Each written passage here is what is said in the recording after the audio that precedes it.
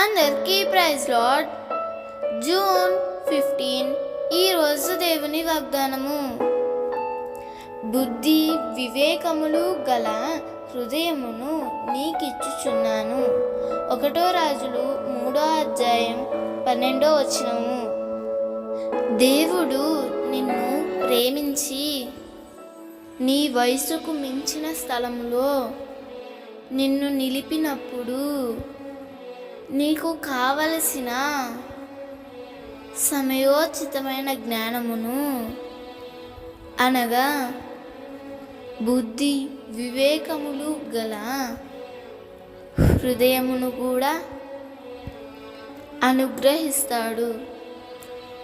దేవుడు నిలిపిన స్థలములో నేను నిలబడలేనేమో, నా వల్ల కాదేమో అని నీవు అనుకోవద్దు.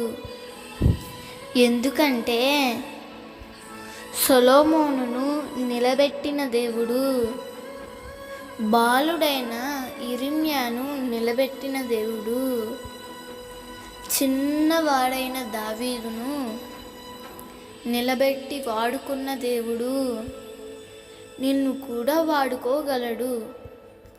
నీ శక్తికి మించిన కార్యాలు నీ ద్వారా దేవుడు జరిగించగలడు.